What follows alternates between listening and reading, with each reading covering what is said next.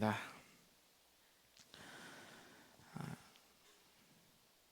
여러분 누군가 여러분을 미지근한 관계로 여기고 대한다면 또는 저는 당신을 적당한 관계까지 좀 일 것 같습니다라고 이렇게 정해놓고 여러분을 대한다면 여러분은 기분이 어떨 것 같습니까?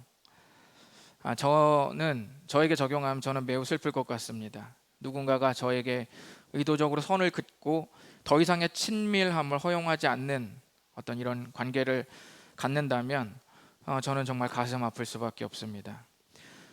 교회를 개척할 때도 이 부분은 저에게 큰 어떤 이 문제 중 하나였습니다.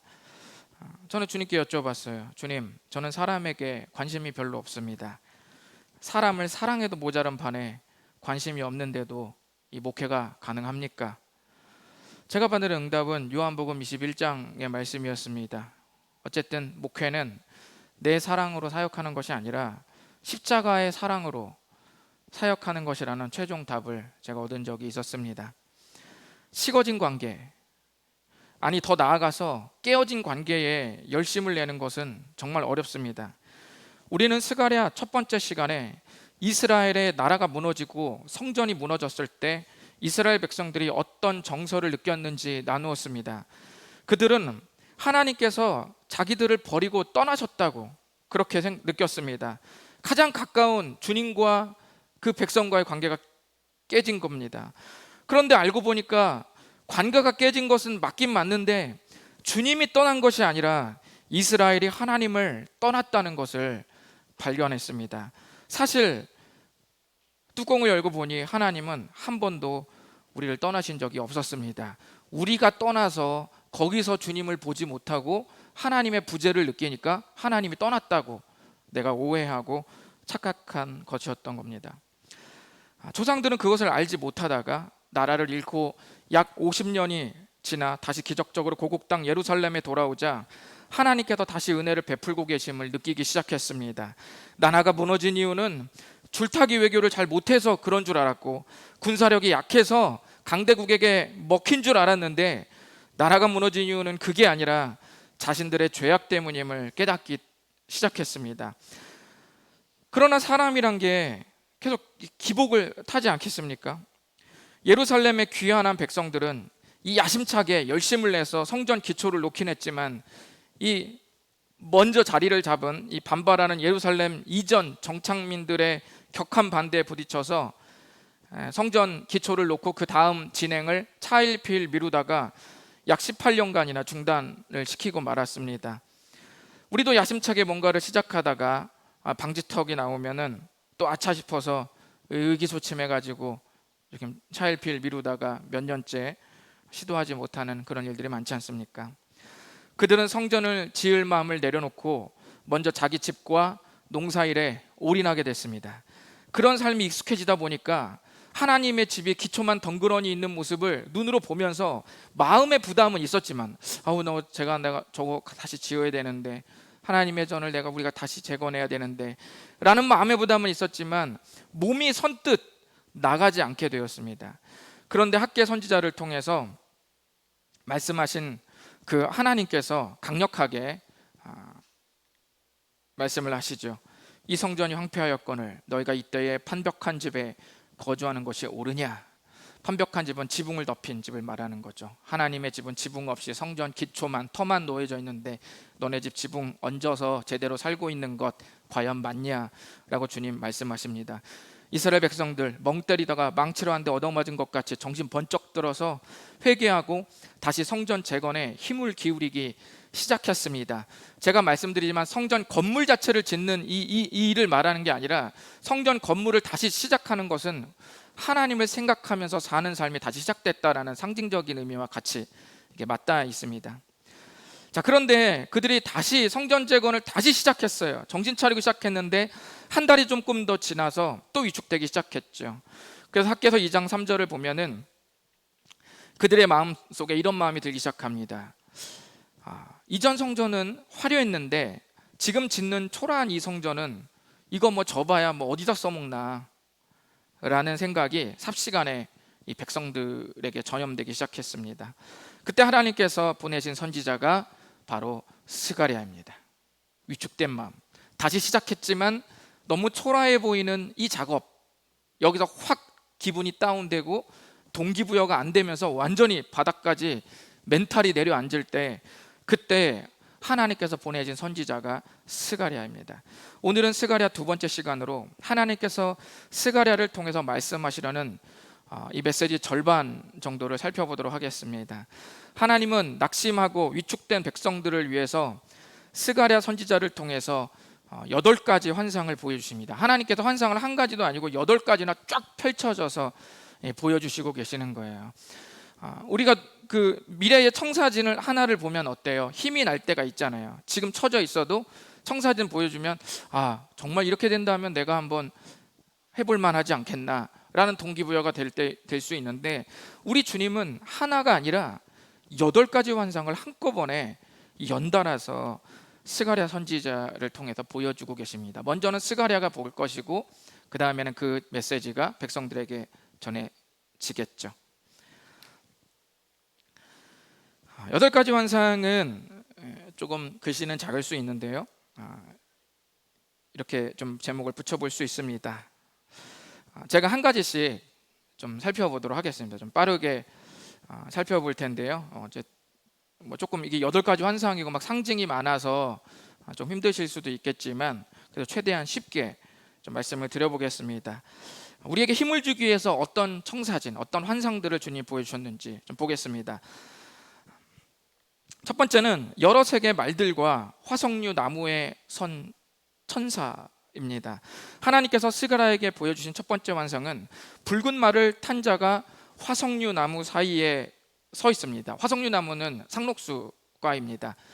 그리고 하얀 그 꽃이 피고 잎은 블루베리처럼 그런 색깔을 띤 아주 작은 열매처럼 나는 이스라엘에서는 굉장히 긍정적인 그런 식물입니다.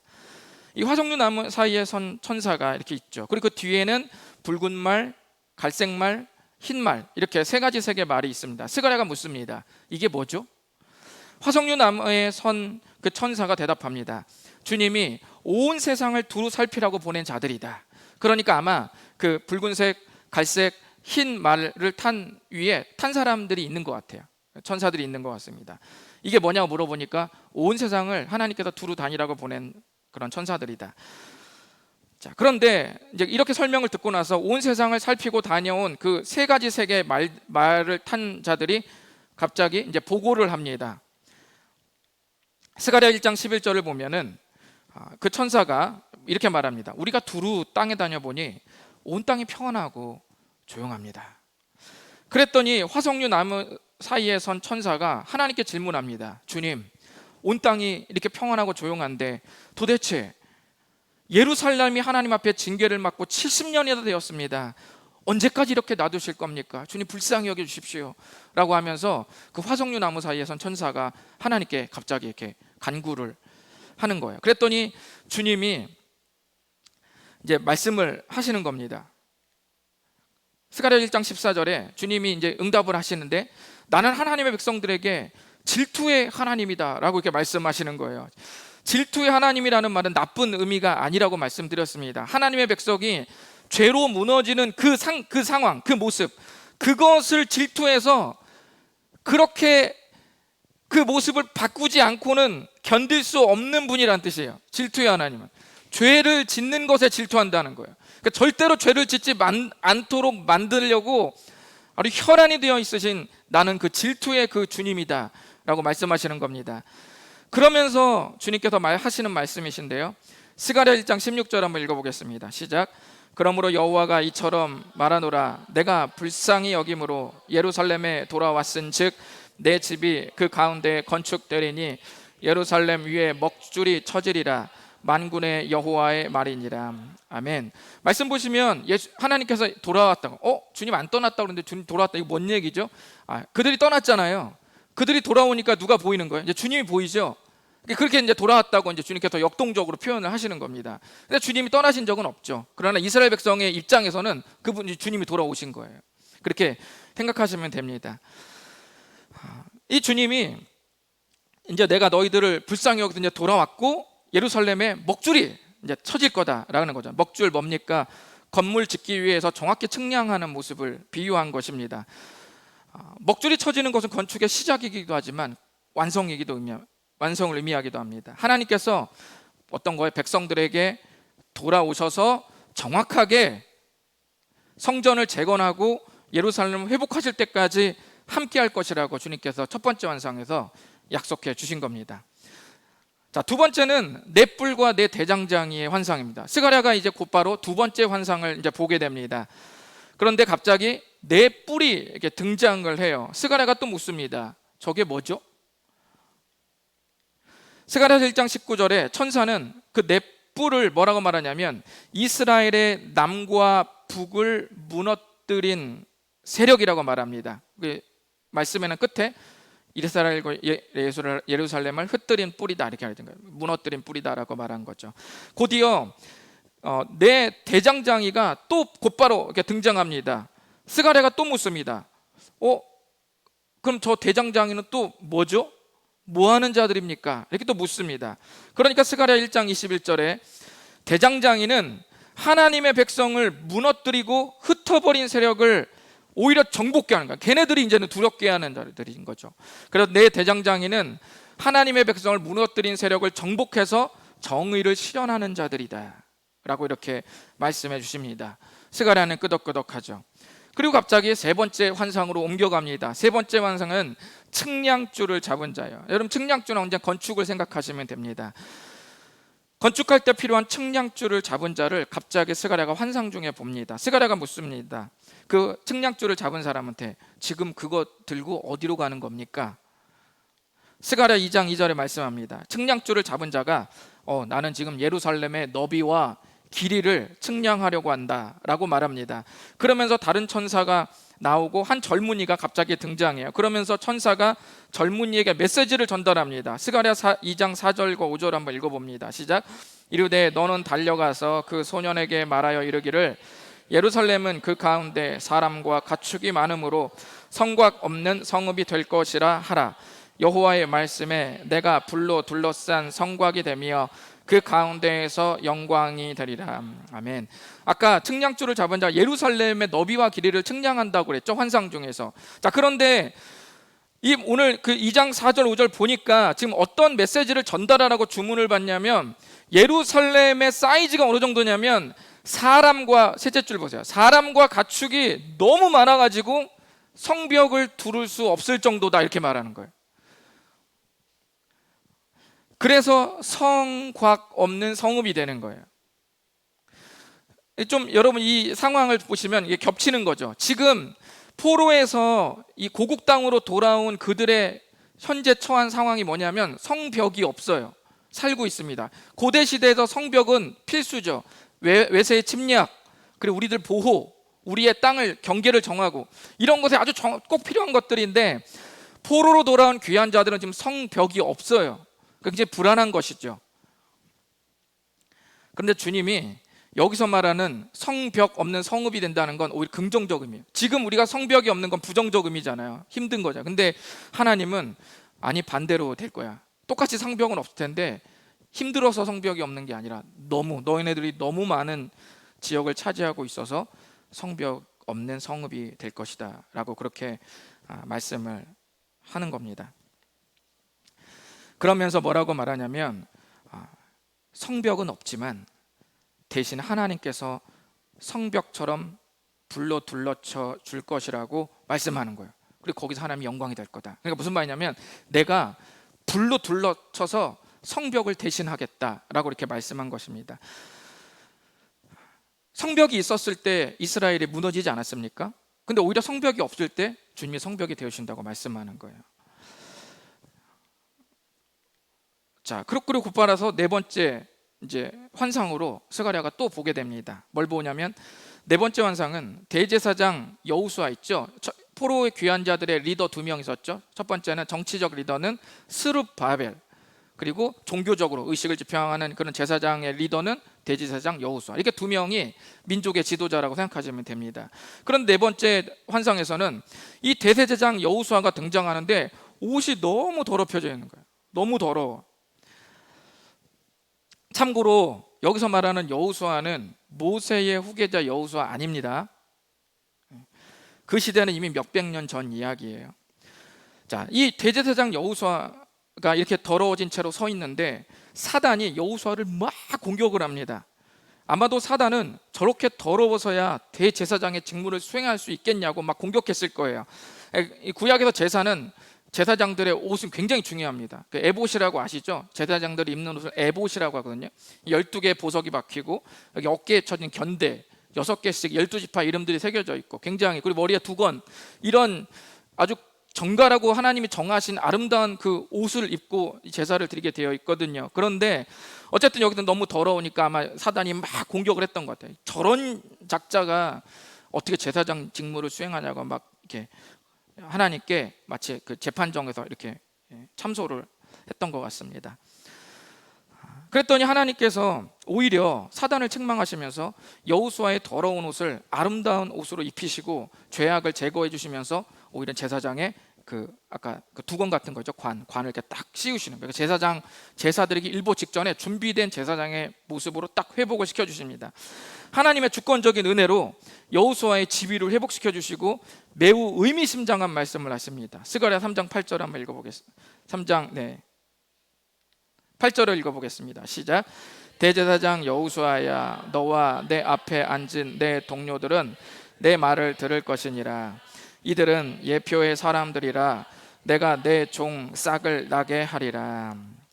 자, 보십시오. 하나님은 대제사장 여호수아를 비롯해서 함께 일하는 동료, 누구예요? 스룹바벨 한 명 있겠죠. 그리고 성경에 드러나진 않았지만 여호수아와 스룹바벨을 돕는 신실한 자들이 옆에 있었겠죠. 그렇게 귀한한 백성들을 하나님의 말씀으로 인도하는 그 리더격의 동료들, 이런 동료들이 미래의 어떤 예표가 된다라고 이렇게 하나님께서 환상 중에 말씀하시는 거예요. 예표가 뭐예요? 어떤 징조, 미래의 무엇인가를 가리키는 사인, 상징, 이런 걸 예표라고 말합니다. 그러면서 하나님께서 내 종 싹을 나게 할 것이다 말합니다. 구약 성경에서 싹은 아주 의미심장하죠. 여러분, 저놈 싹수가 놀았네. 그럼 뭐예요? 미래가 없다는 얘기죠. 주님께서 싹이 나게 할 것이다. 뭔 뜻이에요? 미래를 반전시킬 구원자를 예비한다, 그런 뜻이에요. 그 구약의 싹이 그런 의미입니다. 예레미야 같은 경우는 하나님께서 예수님을 예언할 때 별명을 의로운 가지, 그게 싹이란 뜻입니다. 의로운 싹을 나게 하겠다, 이렇게 말씀하신 적도 있습니다. 하나님은 연약한 것처럼 보이지만 분명 미래에 모든 상황을 반전시킬 어떤 인물을 세우실 것이고, 너희들이 힘을 합쳐서 성전을 재건하는 그 사역이 이루어지는 모습이 미래의 싹이 행하실 어떤 예표가 될 것이라는 거예요. 그 모습이 이렇게 어떤 좀 어렵지만 큰 비전과 암시를 네 번째 환상에서 봤습니다. 자, 그리고 이제 곧바로 다섯 번째 환상으로 스가랴가 또 옮겨갑니다. 이제는 반대로 천사가 스가랴에게 묻습니다. 너 지금 뭐 보고 있니? 스가랴 4장 2절을 보니까 이제 스가랴가 그 장면을 보고 이제 얘기하는 거예요. 이게 순금 등잔대가 있고 거기에 7 등잔이 있으며, 이거 이제 뭔지 아시죠? 이 금초대, 성전에 있는 금초대, 교회 다니신 분들은 아실 겁니다. 메노라라고 말하죠.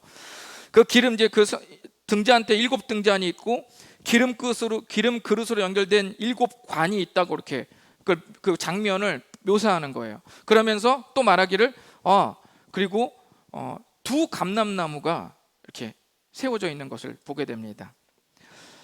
순금 등잔대는 성전에 있는 물건이죠. 그리고 감람나무는 이스라엘 역사에서 회복과 풍요를 상징했습니다. 그래서 시편 52편에 여러분들 많이 인용하는 그 써붙여 있는 그런 구절 중에 하나가 뭐예요? 시편 기자가 하나님의 사랑을 느낀다고 말하면서 자신을 뭐라고 말하냐면 하나님의 집에 있는 푸른 감람나무다라고 자기를 이렇게 표현할 때 있잖아요. 그러니까 이스라엘에서 감람나무는 풍요와 회복의 상징이에요. 스가랴가 묻습니다. 그 장면들을 보면서 이거 무슨 장면이죠? 금초대, 감람나무, 이거 무슨 장면입니까? 라고 묻죠. 그러다 천사는 갑자기 스룹바벨을 등장시키죠. 그러니까 그게 성전 재건과 관계 있는 어떤 상징적인 장면이란 뜻이에요. 스룹바벨을 갑자기 등장시키면서 천사가 설명을 해줍니다. 여러분, 스가랴에서 들어보는 가장 유명한 구절이니까 한번 읽어보겠습니다. 4장 6절 시작. 그가 내게 대답하여 이르되 여호와께서 스룹바벨에게 하신 말씀이 이러하니라. 만군의 여호와께서 말씀하시되 이는 힘으로 되지 아니하며 능력으로 되지 아니하고 오직 나의 영으로 되느니라. 아멘. 다섯 번째 환상은 대제사장 여호수아와 스룹바벨과 연관이 있습니다. 그러니까 두 감람나무는 여호수아와 스룹바벨을 상징하고요, 그들이 성전을 재건하는데 필요한 그 리더십과 그 신실함으로 그 성전을 완성시킬 거라는 그 장면이 바로 아까 본 그 장면이었던 거예요. 그런데 잘 보면은 4장 6절에 뭐라고 말하냐면 그 성전 재건이 아름답게 끝내지는 그 수행들이 완공이 힘으로 능력으로 되지 않고 오직 나의 영으로 된다, 이렇게 말했어요. 여기서 힘과 능력을 어떤 별개의 어떤 의미로 생각하기보다는 뭘로 이렇게 대조하면 오직 나의 영으로 된다고 생각하는 사람들의 반대된 것들이라고 생각하면 됩니다. 그 당시의 사람들은, 그 당시의 힘과 능력은 뭐였냐면 군사력과 재정이었어요. 그래서 성전 지을 때 초라하다고 느낀 게 뭐예요? 보석이 없어서, 금이 없어서 그랬던 거잖아요. 그러니까 그 당대 성전을 짓고 있는 사람들의 머리에는 우리가 강력한 군사력을 회복해야 이 성전을 다 지을 수 있고, 그리고 많은 재정이 있어야 또 이거를 감당할 수 있겠지라고 마음을 가졌죠. 그 마음을 가졌기 때문에 현재 아무것도 없어서 지금 초라해진 거 아니겠어요? 마음이 위축된 거잖아요. 그런데 주님께서 말씀하시는 거죠. 아니, 그것으로 성전 재건이 완공되거나 그것으로 그리스도인이 사는 것이 아니라 오직 하나님의 영으로 충만해서 그 모든 것을 할 수 있게 된다, 이렇게 말씀하시는 거예요. 그러니까 우리의 처음부터 마지막까지 우리가 아무것도 일을 안 하라는 이야기가 아니라, 우리가 처음부터 끝까지 최선을 다하지만 우리의 최선에는 결과를 장담할 수 없죠. 그렇죠? 최선을 다할 수는 있어요. 그렇지만 사회에서 여러분에게 주는 결과물은 좋기도 하고 안 좋기도 하죠. 그리고 의로운 나의 호의를 불이하게 갚기도 하죠. 엉망진창이죠. 그러나 그러니까 그 최선으로 되는 게 아니라 오직 그리스도인의 처음과 마지막까지 누가 이루신다는 거예요? 나의 영, 주님이 이루신다 라고 이렇게 말씀을 하시는 겁니다. 그래서 그들의 성전 재건 완공에 대한 그 생각과 마음을 바꿔버리는 환상인 것이죠. 이렇게 다섯 번째 환상을 경험하고 이제 여섯 번째 환상으로 넘어갑니다. 여섯 번째는 스가랴가 본 환상은 갑자기 두루마리가 갑자기 날아다녀요. 갑자기 날아오는데 두루마리가 얼마나 크냐면은 길이가 10m고 너비가 5m짜리 두루마리가, 직사각형 두루마리가 엄청 큰 게 날아가고 있습니다. 이 두루마리 양쪽에는 어떤 글들이 써져 있는데 잘 보니까 저주의 글들이에요. 어떤 죄를 지면 어떻게 될 것이다 라는 저주의 글이 써진 10m, 5m짜리 두루마리가 날아오고 있죠. 근데 이 사이즈를 잘 보면 10m, 5m 사이즈를 보면 성소 앞 현관 사이즈가 10m, 5m입니다. 그리고 지성소 안에 들어가면 거기 두 천사가 이렇게 있고 날개를 이렇게 서로 맞닿아 있는데 맞닿아 있는 날개가 10m고 천사들의 높이가 5m입니다.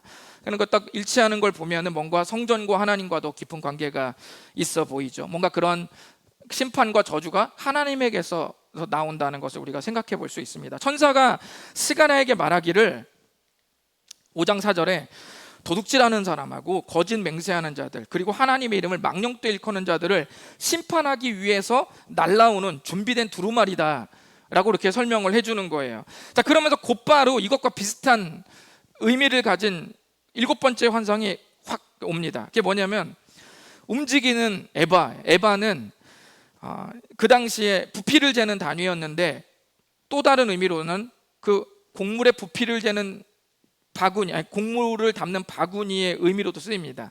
그러니까 스가랴는 이 바구니가 막 날아오고 있는 걸 보게 돼요.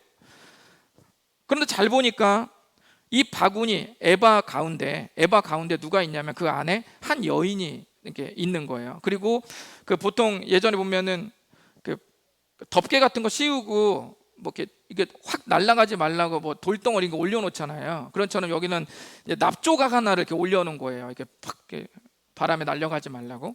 이렇게 있는데 그게 그 상태로 쭉 날아오고 있는데 납조각이 흔들흔들하면서 덮개가 들리는 거예요. 들리면서 이제 여인이 이렇게 나오려고 하는 환상을 보는 거죠. 자, 그러니까 천사가 뭐라요? 이 여인은 악을 상징한다고 말하면서 다시 그 바구니에 여인을 넣고 납조각을 그 뚜껑 위에 올려놓고서 딱 덮습니다. 이걸 뭘 상징할까요? 이스라엘을 포함한 온 세상의 죄악을 상징하는 거예요. 죄를 상징하는, 악을 상징하는 겁니다. 이 에바는, 곡물 바구니는 이 학의 날개를 가진 두 여인이 들고 어디론가 막 이제 데려갑니다. 이제 가지고 가요. 어디로 가지고 가냐고 스가랴가 물어보니까 신할 땅으로 가지고 간다라고. 신할 땅은 어디냐? 바벨론 땅입니다. 근데 이 시대는 페르시아 시대잖아요. 그런데 바벨론 이야기, 이전 역사 이야기를 왜 하냐면 바벨론은 이 당시에는 악의 세력을 상징하는 어떤 그런 닉네임 같은 거예요. 꼭 그 바벨론 시대를 말하는 게 아니라 그때로부터 이후까지 바벨론은 악의 세력. 그 신할 땅이 실제로 바벨론 지역이기도 합니다. 바벨론이, 그래서 그 바구니를 위해서 집이 지어지면 그 처소에 머물게 될 것이라고 말하는 거죠. 날아가는 두루마리와 날아오는 이 에바의 환상, 뭘 의미할까요? 여러분, 지금까지는 축복과 회복에 대한 메시지, 환상을 받잖아요. 근데 하나님은 축복과 회복만 해주는 게 아니라 끝까지 악을 일삼는 자들 있죠. 그게 누구든 끝까지 회개하지 않고 악을 일삼는 자들에 대한 심판도 분명히 하신다는 것을 6번째, 7번째 환상으로 보여주는 겁니다. 이제 마지막입니다. 마지막 7번째 환상입니다. 8번째 환상입니다. 8번째는 구리산에서 나오는 내 병거를 끄는 여러 색의 말들입니다. 8번째는 여러 색의 말들이 등장하는 거 보니까 첫 번째랑 좀 비슷하죠. 그리고 온 땅을 두루 다닌다는 의미에서 공통점이 또 있죠. 첫 번째 환상과 비슷합니다. 그런데 차이점을 좀 말하자면 색깔이 추가가 돼요. 갈색 말이 없어지고 검은색 말과 얼룩진 말, 검과 흰 점들이 얼룩진 말들이 또 추가가 됩니다. 그 말들이 병거를 끌고 구리산에서 달려요. 그것도 차이점이에요. 구리산은 하나님의 성전을 의미해요. 하나님의 성전. 그 솔로몬 성전의 기둥이 구리로 돼 있거든요. 그러니까 구리산에서 이렇게 확 병거를 타고 나오는 거는 능력의 주님이 성전에서 이렇게 싹 우리를 돕기 위해서 나오시는 그런 장면들을 떠올리시면 됩니다. 스가랴가 묻습니다. 이거 뭐죠? 그러자 스가랴의 천사가 이렇게 대답합니다. 이거는 이 네 가지 색깔의 말은 내 바람이다 라고 이렇게 말합니다. 내 바람은 하나님을 전하는 사신의 역할을 가지고 온 땅을 두루다니는 모습을 상징하는, 내 바람이 이렇게 있다가 싹 나가는 것이, 시편에도 이런 게 있는데 바람이 하나님의 말씀 전하는 사신의 역할을 가지고 두루다니는 걸 의미하는 거예요. 그런데 이 네 종류의 말이 온 땅에 가려면 어떻게 해요? 동서남북 가야 되죠. 네 말이니까 동서남북 가면 딱 온 땅에 갈 수 있는데 그렇게 안 가고 북쪽으로만 말 2마리가 가고 남쪽으로 말 1마리 가고 붉은 말은 그냥 가만히 딱 진두지휘합니다. 여기서 이제 방향의 핵심이라기보다는 이게 무슨 말이냐면, 북쪽이 그 고대 세계관에서는, 이스라엘 역사에서는 북쪽은 악의 세력이 출몰하는 쪽이에요. 그러니까 북쪽으로는 말 2마리를 보내요. 그것은 어떤 강대국의 연이은 변화들이 생길 것이라는 암시일 수 있죠. 근데 실제로 바벨론과 페르시아가 급변하는 정세 속에서 세대 교체가, 권력의 교체가 일어나잖아요. 어떤 이런 증거가 될 수도 있습니다. 스가랴 6장 8절 한번 읽어보겠습니다. 시작. 그가 내게 외쳐 말하여 이르되 북쪽으로 나간 자들이 북쪽에서 내 영을 쉬게 하였느니라 하더라. 결론적으로 이 환상의 핵심이 뭐냐면 8절에 잘 나와 있는데, 8절의 뜻은 북쪽에서 심판의 역할이 잘 수행되고 있는 것에 대한 하나님의 표현이라고 보시면 됩니다. 천사들이 자기 역할대로 회복과 심판의 역할을 잘 감당하고 있다. 그러면서 먼데 사람들이 와서 여호와의 전을 건축한다. 지금 바벨론에서 포로 귀환했잖아요. 바벨론 먼 곳입니다. 거기서부터 이렇게 귀환해서 온 것을 말하는 거죠. 그러니까 북쪽에서의 하나님의 어떤 정의를 맡고 있는 악의 세력도 심판하고, 또 거기에서 성전을 건축할 하나님의 사람들, 믿음 있는 사람들도 데려오는, 이런 두 가지 역할을 충실히 수행하고 있는 것에 대한 하나님의 표현이죠. 내 영을 쉬게 했다, 그런 표현이라고 생각하시면 됩니다. 이렇게 우리가 빠르게 빠르지만 설교 시간이 거의 다 됐네요. 네. 빠르게 스가랴가 본 8가지 환상에 대해서 나누었습니다. 우리는 이 환상들의 이야기에서 하나님의 3가지 강력한 회복의 메시지를 좀 발견할 수가 있습니다. 첫 번째는 우리 한번 읽어보겠습니다. 시작. 내가 너희들의 성벽이 되어 주겠다. 아멘. 스가랴 2장 4절 보면 아까 말씀드린 대로 여호와의 말씀에 내가 불로 둘러싼 성곽이 되며 성벽을 말한 겁니다. 그 가운데서 영광이 되리라. 하나님은 3번째 환상에서 예루살렘의 너비와 길이를 다시 측량할 자를 보내셨습니다. 그런데 새롭게 측량하는 예루살렘은 성벽이 없습니다. 실제로 여러분, 성벽이 언제 만들어집니까? 포로고 귀환한 이 백성들이 자기 당대에는 성벽을 못 봅니다. 언제 있냐면 정확히 한 약 100년 정도 뒤에 느헤미야가 다시 귀한 자들을 또 데리고 오거든요. 3차로 데리고 오는데 그때 느헤미야를 중심으로 52일 만에 성벽이 재건되는 역사를 볼 때까지 100년 가까이 실제로 성벽 없이 성읍을 짓고 살고 있죠. 가만 생각해 보면 그들은 오히려 성벽이 있을 때는 어때요? 멸망했죠. 근데 하나님이 친히 불로 둘러싼 성벽이 되기 시작할 때부터 어떻게 해요? 살아나기 시작합니다. 회복되기 시작하는 것이죠. 오히려 성벽이 있었으나 하나님을 성벽으로, 하나님을 내 인생의 성벽으로 생각하지 않고 살던 시절에는 실제로 내가 믿었던 내 삶의 다른 성벽이 무너짐을 경험했습니다. 이 경험은 오늘날 우리도 경험하지 않습니까? 주님은 그 모습을 보고 스가랴에게, 그리고 그 환상이 성경이 되어 오늘날 우리들에게까지 동일하게 하나님의 마음을 전달하십니다. 뭐라고 말씀하시는 거예요? 힘들었지, 이제 내가 너의 성벽이 되어주겠다 라고 약속하신 겁니다. 두 번째는 읽어보겠습니다. 시작. 믿음으로 사는 삶에 깊은 의미를 부여하겠다. 아멘. 혹시 누군가가 우리 의미 부여하면 우리가 뭐 얼마나 대단한 일을 하겠어요? 이 중에서 진짜 엄청 나란 일 크게 하시는 분 계신가요? 별로 없죠. 인생의 한 획을 크게 긋고 가는 분 있어요? 어디 뭐 이런 사전에 실렸다든지 내 이름이 네이버 치면은 내 1억이 이만큼씩 나와, 이런 거 없잖아요. 그렇죠? 우리가 크게 하나님 앞에 살아가는 동안 어떻게 보면 무명의 세월로 대부분의 그리스도인들이 보낼 수도 있습니다. 그런데 스가랴 4장 10절에 보시면 이런 말이 있어요. 작은 일의 날이라고 멸시하는 자가 누구냐라고 말씀합니다. 자, 측량줄을 잡은 자의 이 예언에서, 환상에서 나오는데, 여기서 작은 일의 날은 뭐냐면 사람들이 생각하는 성전 재건의 날을 말하는 겁니다. 걔네들이 생각하기에는 늘 작은 일의 날이에요. 이게 작은 거예요. 보잘것없는 거, 초라하고 위축된 거. 그런데 하나님은 결코 작지 않다고 말합니다. 믿음의 눈으로 보면 스룹바벨의 손에 측량줄이 있다는 말은 그의 리더십으로 함께 일궈 나가지고 완성되는 성전 재건 사업을 말하는 거예요. 스룹바벨의 측량 다림줄이 있다는 것은 그의 주도로 이루어진다는 말입니다. 그 성전 재건에는 누가 있어요? 4장 10절 맨 끝에 보세요. 온 세상을 두루 다니시는 여호와의 눈이 함께하는 그 사업인 거예요. 그러니까 온 세상을 살피시는 하나님의 역사가 소위 사람들이 보기에 우리의 인생을 보고 그 작은 거, 그거 뭐 다 해서 뭐 하는 거, 거기에 하나님의 광대한 놀라운 의미가 담겨 있다는 말입니다. 작은 일의 기준은 내가 하는 일의 종류에 있지 않습니다.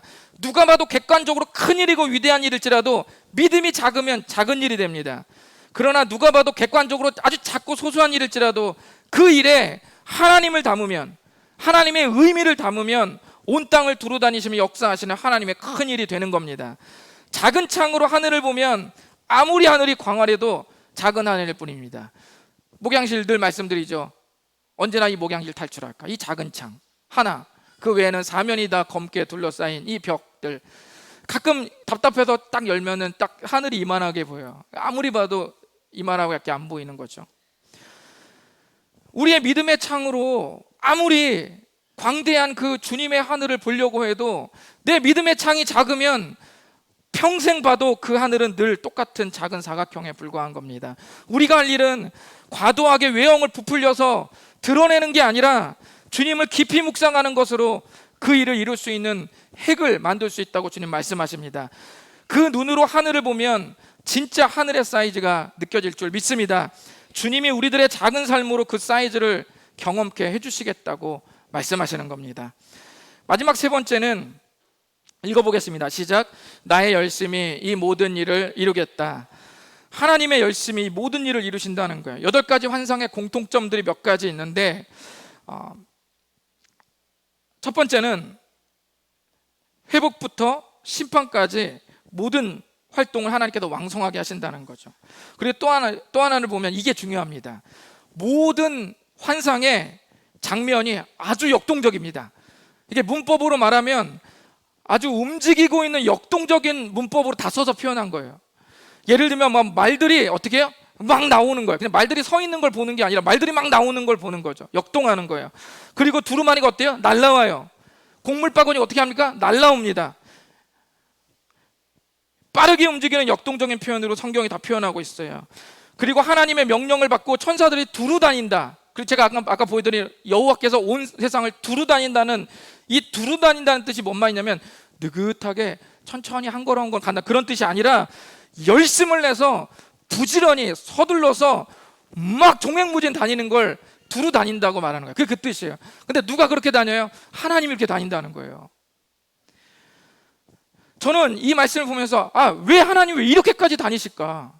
오히려 동분서주하고 뛰어다닐 사람은 우리들인데 왜 우리들은 정작 열심 내기 싫다 그러고, 우리는 정작 아무것도 하지 않고 위로를 받고 싶어하는 마음 우리는 큰데, 왜 아무것도 아쉽지 않은 주님은 왜 동분서주하면서 종횡무진 우리를 위해서 눈썹이 휘날리게 왜 돌아다니실까? 제가 고민했습니다. 이유는 뭡니까? 하나님의 열심입니다. 존 스토트는 말합니다.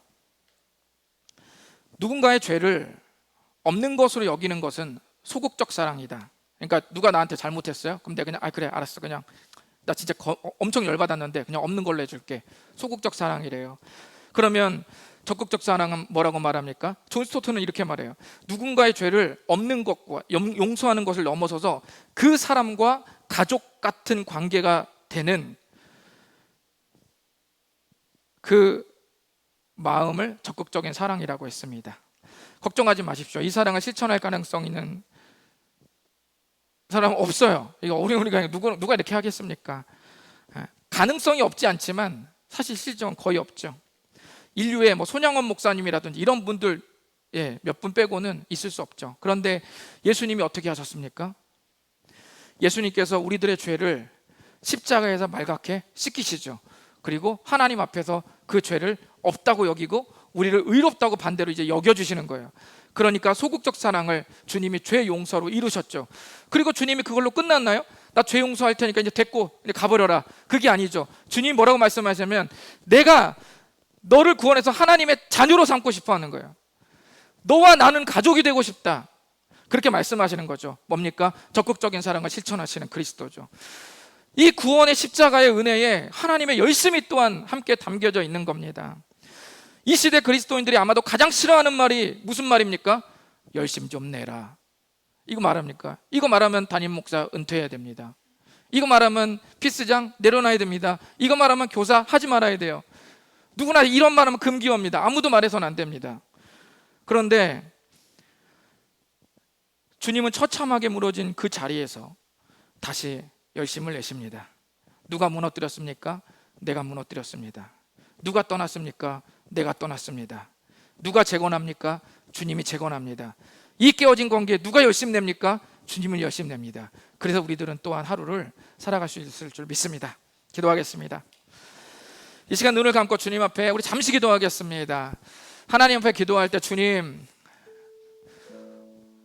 내가 물론 최선 다하곤 하지만, 기복이 있더라도 내가 물론 정신 차리고 최선 다하지만 그게 내 삶을 이루는 게 아니라 하나님의 열심이 나의 처음과 마지막까지 함께 하시기에 내가 살아갈 수 있는 지경과 마음과 정서와 삶의 기회가 열리는군요. 주님 감사합니다.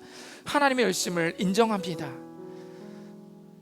최선을 다할 때도 있고 못할 때가 있는 게 우리들의 인생인데, 하나님 아버지 우리의 그런 정서를 너무 잘 아시고 우리를 향해 죽기까지 열심을 내시는 그 아버지의 열심, 그 사랑 정말 감사합니다. 주님, 그 주님의 열심 의지하고 신뢰하면서 다시 믿음으로 나아가기 원합니다. 주님 도와주십시오. 다 같이 기도하며 나아가겠습니다. 주님 감사합니다. 이 시간 함께 하시고 사랑하는 하나님의 사람들을 축복해 주십시오. 우리 모두 지쳐 있습니다. 우리 모두 너무 힘듭니다.